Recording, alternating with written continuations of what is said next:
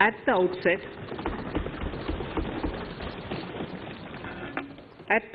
sir, I want to take a moment to express my empathy for those who had to bear adverse health and economic effects of the pandemic. The overall sharp rebound and recovery of the economy is reflective of our country's strong resilience. India's economic growth in the current year is estimated to be 9.2% at the outset, highest among all large economies. I recognize we are in the midst of an Omicron wave with high incidence but milder symptoms. Further, the speed and coverage of our vaccination campaign has helped greatly. With an accelerated improvement of health infrastructure in the past 2 years, we are in a strong position to withstand challenges. I am confident that with Sabka Prayas, we will continue our journey with strong growth. Honorable Speaker, we are marking Azadi Ka Amrit Mahotsav and have entered into Amrit Kal, the 25-year-long lead-up to India at 100. Honorable Prime Minister, in his Independence Day address, had set out the vision for India at 100. By achieving certain goals during Amrit Kal, our government aims to attain this vision. They are complementing the macroeconomic level growth focus with a microeconomic level all-inclusive welfare focus, promoting digital economy and fintech, technology-enabled development, energy transition, and climate action, and relying on virtuous cycles starting from private investment with public capital investment, helping to crowd in private investment. Since 2014, our government's focus has been on empowerment of citizens, especially the poor and the marginalized. Measures have included programs that have provided housing, electricity, cooking gas, and access to water. We also have programs for ensuring financial inclusion and direct benefit transfers. We are committed to strengthening the abilities of the poor to tap all opportunities. Our government constantly strives to provide the necessary ecosystem for the middle classes, a vast and wide section which is populated across various middle-income brackets, to make use of the opportunities they so desire. This budget seeks to lay the foundation and give a blueprint to steer the economy over Amrit Kal of the next 25 years, from India at 75 to India at 100. It continues to build on the vision drawn in the budget of 21-22. Its fundamental tenets, which included transparency of financial statement and fiscal position, reflect the government's intent, strengths, and challenges. This continues to guide us. The initiatives of the last year's budget have seen significant progress and have been provided with adequate allocations in this budget as well. The strengthening of health infrastructure, speedy implementation of the vaccination program, and the nationwide resilient response to the current wave of the pandemic are evident for all. The productivity-linked incentive in 14 sectors for achieving the vision of Atmanirbhar Bharat has received excellent response, with potential to create 60 lakh new jobs and an additional production of 30 lakh crore during next 5 years. Towards implementation of the new public sector enterprise policy, the strategic transfer of ownership of Air India has been completed. The strategic partner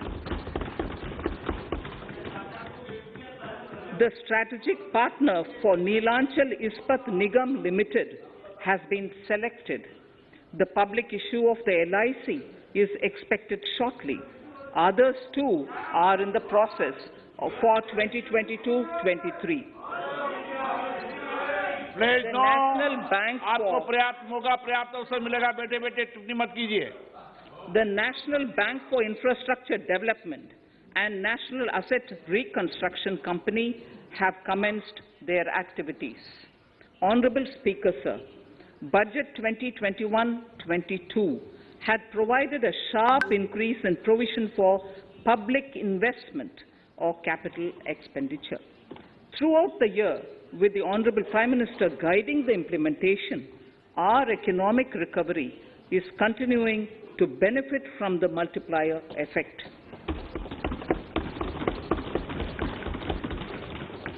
This budget continues to provide impetus for growth. It lays a parallel track of 1. A blueprint for the Amrit Kal, which is futuristic and inclusive. This will directly benefit our youth, women, farmers, the scheduled castes and the scheduled tribes.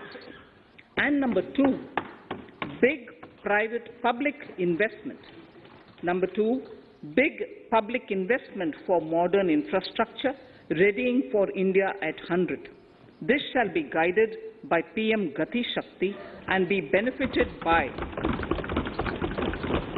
the synergy of multimodal approach. Moving forward on this parallel track, we lay the following 4 priorities: PM Gati Shakti, inclusive development, productivity enhancement and investment, sunrise opportunities, energy transition and climate action, and 4, financing of investments.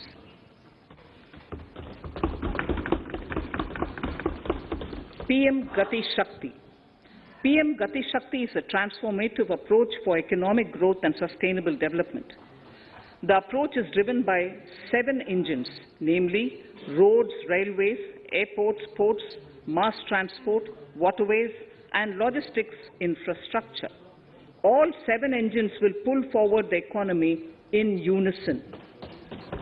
These engines are supported by the complementary roles of energy transmission, IT communication, bulk water and sewerage, and social infrastructure.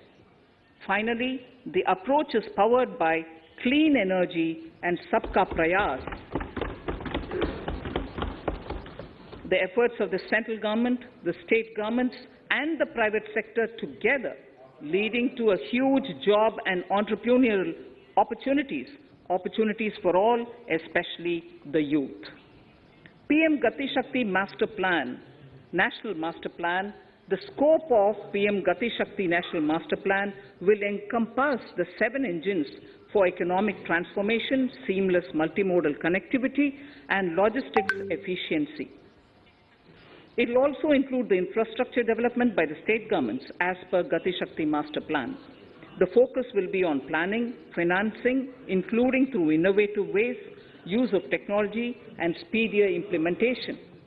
The projects pertaining to these 7 engines in the national infrastructure pipeline will be aligned with PM Gati Shakti framework. The touchstone of the master plan will be world-class modern infrastructure and logistics synergy among different modes of movement, both of people and goods, and location of projects. This will help raise the productivity and accelerate economic growth and development. Road transport. PM Gati Shakti Master Plan for expressways will be formulated in 22-23 to facilitate faster movement of people and goods. The National Highways network will be expanded by 25,000 kilometers in 2022-23. 20,000 crores of rupees will be mobilized through innovative ways of financing to complement the public resources. The data exchange among all mode operators will be brought on unified logistics interface platform, designed for application programming interface. This will provide for efficient movement of goods through different modes, reducing logistics cost and time, assisting just-in-time inventory management, and in eliminating tedious documentation. Most importantly, this will provide real-time information to all stakeholders and improve international competitiveness, open-source mobility stack, for organizing seamless travel of passengers will also be facilitated. Contracts for implementation of multimodal logistic parks at 4 locations through PPP mode will be awarded in 22-23. Railways will develop new products and efficient logistic services for small farmers and small and medium enterprises, besides taking the lead in integration of postal and railways network to provide seamless solutions for movement of parcels. One station, one product concept will be popularized to help local businesses and supply chains. As a part of Atmanirbhar Bharat, 2,000 kilometers of network will be brought under Kavach, the indigenous world-class technology for safety and capacity augmentation in 2022-23.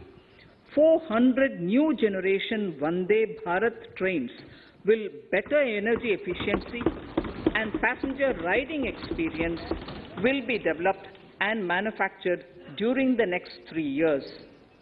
100 PM Gati Shakti cargo terminals for multimodal logistics facilities will be developed during the next 3 years. Innovative ways of financing and faster implementation will be encouraged for building metro systems of appropriate type at scale. Multimodal connectivity between mass urban transport and railway stations will be facilitated on priority. Design of metro systems, including civil structures, will be reoriented and standardized for Indian conditions and needs. Parvatmala, as a preferred ecologically sustainable alternative to conventional roads in difficult hilly areas, National Ropeways Development Program will be taken up on PPP mode. The aim is to improve connectivity and convenience for commuters, besides promoting tourism. This may also cover congested urban areas where conventional mass transit system is not feasible. Contracts for 8 such ropeway projects for a length of 60 kilometers will be awarded in 22-23.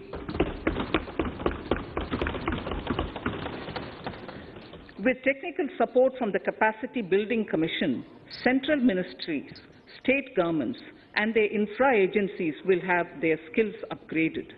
This will ramp up capacity in planning, design, financing, including innovative ways, and implementation management of the PM Gati Shakti ropeway infrastructure for a length of 60 kilometers will be awarded in 2023. Inclusive development, our second priority.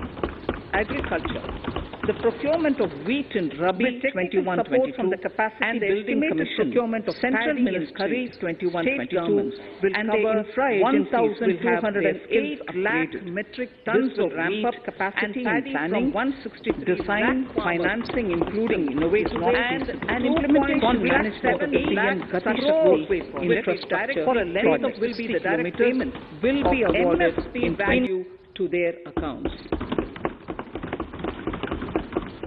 Chemical-free natural farming will be promoted throughout the country, with a focus on farmers' lands in 5-kilometer wide corridors along the river Ganga at the first stage. 2023 has been announced as the International Year of Millets. Support will be provided for post-harvest value addition, enhancing domestic consumption, and for branding millet products nationally and internationally. To reduce our dependence on import of oil seeds, a rationalized and comprehensive scheme to increase domestic production of oil seeds will be implemented. For delivery of digital and high-tech services to farmers, with involvement of public sector research and extension institutions, along with private agri-tech players and stakeholders of agri-value chains, a scheme in PPP mode will be launched.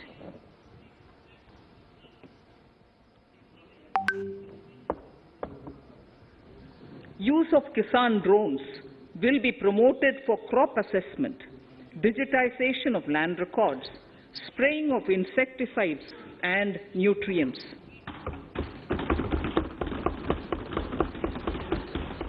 States will be encouraged to revise syllabi of agricultural universities to meet the needs of natural, zero budget, and organic farming, modern day agriculture, value addition, and management. A fund with blended capital raised under the co-investment model will be facilitated through the NABARD. This is to finance startups for agriculture and rural enterprise relevant for farm produce value chain. The activities of these startups will include inter alia, support for FPOs, machinery for farmers on rental basis at farm level, and technology including IT-based support. The implementation of the Ken-Betwa link project at an estimated cost of 44,605 crores will be taken up. This is aimed at providing irrigation benefits to 9.0 lakh hectare of farmers' lands, drinking water supply to 62 lakh people, 103 megawatt of hydro, 27 megawatt of solar power, allocations of 4,300 crores of rupees in the RE 21-22 and 1,400 crores of rupees in 22-23 have been made for this project.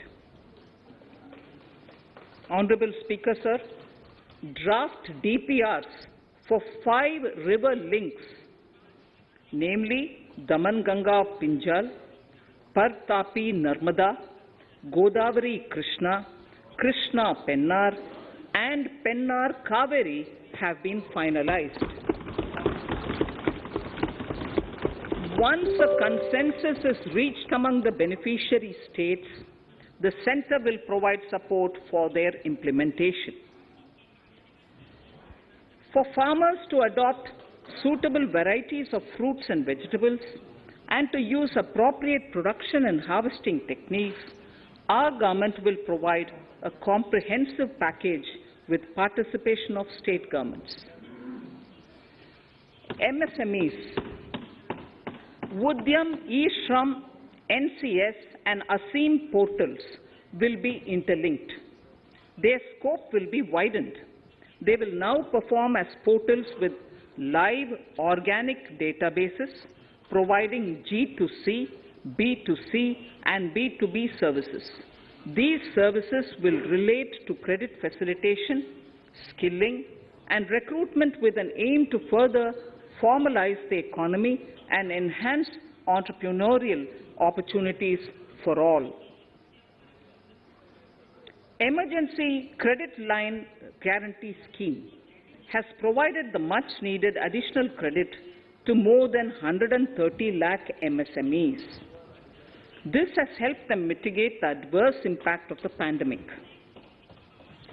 The hospitality and related services, especially those by micro and small enterprises, are yet to regain their pre-pandemic level of business.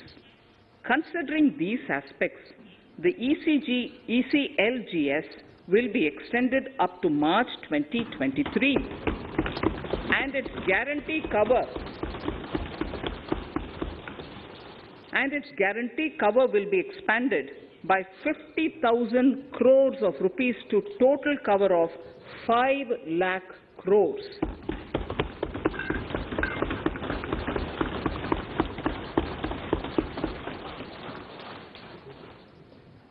With the additional amount being earmarked exclusively for the hospitality and related sectors. Credit Guarantee Trust for Micro and Small Enterprises, CGT-MSE, scheme will be revamped with required infusion of funds. This will facilitate additional credit of 2 lakh crore for micro and small enterprises and expand employment opportunities.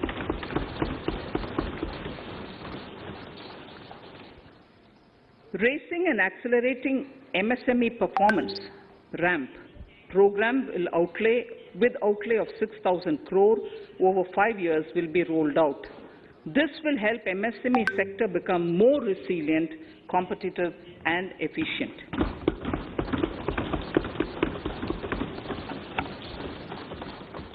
Skilling programs and partnership with the industry will be reoriented to promote continuous skilling avenues, sustainability and employability.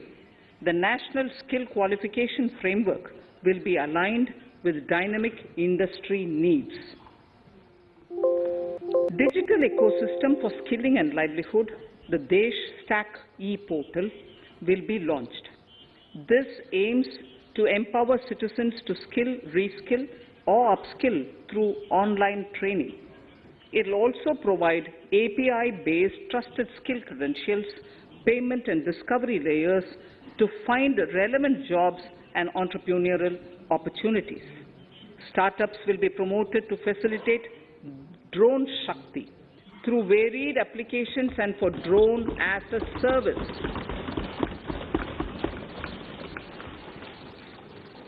In select ITIs in all states, the required courses for skilling will be started.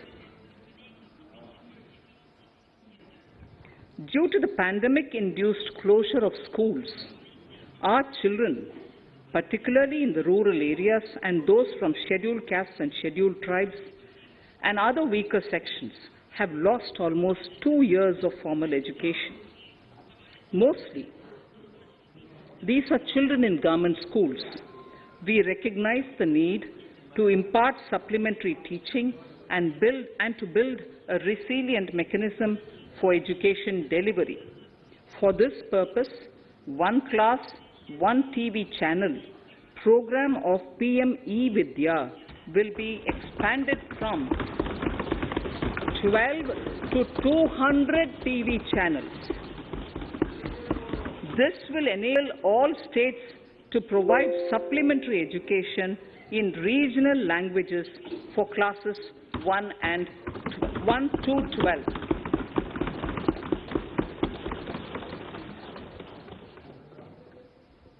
High-quality e-content in all spoken languages will be developed for delivery via internet, mobile phones, TV, and through radio and through digital teachers.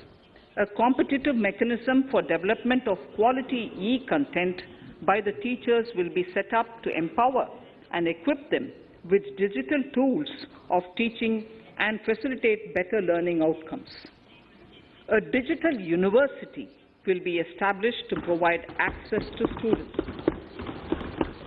across the country for world-class quality universal education with personalized learning experience at their doorsteps.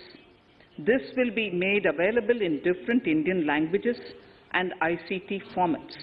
The university will be built on a networked hub and spoke model, with the hub building cutting-edge ICT expertise. The best public universities and institutions in the country will collaborate as a network of hub and spoke. An open platform for the national digital health ecosystem will be rolled out. It will consist of digital registries of health providers and health facilities, unique health identity, consent framework, and universal access to health facilities. The pandemic has accentuated mental health problems in people of all ages. To better the access to quality mental health counseling and care services, a national tele-mental health program will be launched. This will include a network of 23 tele-mental health centers of excellence, with NIMHANS being the nodal center, and International Institute of Information Technology, Bangalore, IIIT Bangalore, providing technology support. Recognizing the importance of Nari Shakti as the harbinger of our bright future and for women-led development, during the Amrit Kal, our government has comprehensively revamped the schemes of the Ministry of Women and Child Development. Accordingly, 3 schemes, namely Mission Shakti, Mission Vatsalya, Saksham Anganwadi and Poshan 2.0 were launched recently to provide integrated benefits to women and children. Saksham Anganwadis are a new generation Anganwadis that have better infrastructure and audio-visual aids, powered by clean energy and providing improved environment for early childhood development. 2 lakh Anganwadis will be upgraded under this scheme. Current coverage of Har Ghar Nal Se Jal is 8.7 crores. Of this, 5.5 crore households were provided tap water in last 2 years itself. Allocation of 60,000 crores of rupees has been made with an aim to cover 3.8 crore households in 2022 and 23. In 22-23, 80 lakh houses will be completed for the identified eligible beneficiaries of the PM Awas Yojana, both rural and urban. 48,000 crores is allotted for this purpose. The central government will work with the state governments for reduction of time required for all land and construction-related approvals, for promoting affordable housing for middle class and for the economically weaker sections in urban areas. We shall also work with the financial sector, regulators, to expand access to capital along with reduction in cost of intermediaries. A new scheme, Prime Minister's Development Initiative for the Northeast, will be implemented through the Northeastern Council. It will fund infrastructure in the spirit of PM Gati Shakti and social development projects based on felt needs of the Northeast. This will enable livelihood activities for youth and women, filling the gaps in various sectors. It will not be a substitute for existing central or state schemes. While the central ministries may also post their candidate projects, priority will be given to those posted by the states.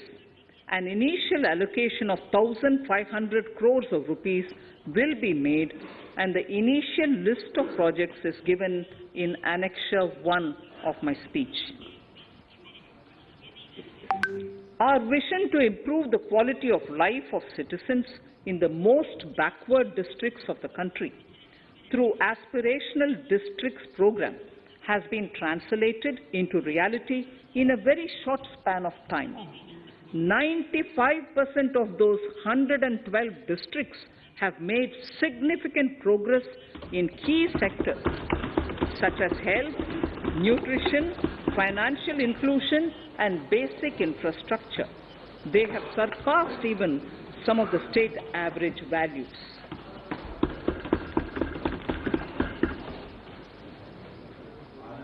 Honorable Speaker, sir, I present the budget for the year 2022-23. In those districts, some blocks continue to lag. At the outset, in 22-23, the program will focus on such blocks in those I want to take a moment to express my empathy for those who had to bear with adverse health and economic effects of the pandemic. Limited connectivity and the overall sharp rebound and recovery of the economy is reflective of our country's strong on the northern border will be covered economic growth in the current year is estimated to be 9.2%, highest among all large economies. Will include construction of village infrastructure, housing, tourist We are in the centers, midst of an Omicron road wave connectivity with provisioning high of incidence decentralized but renewable milder energy, symptoms. direct-to-home Further, access for the Doordarshan speed and educational coverage of our channels vaccination and campaign support has of helped their greatly. livelihood generation. With an accelerated Additional improvement funding of health infrastructure in the for past these 2 years, activities we are in a will strong be position provided. to withstand Existing challenges. schemes will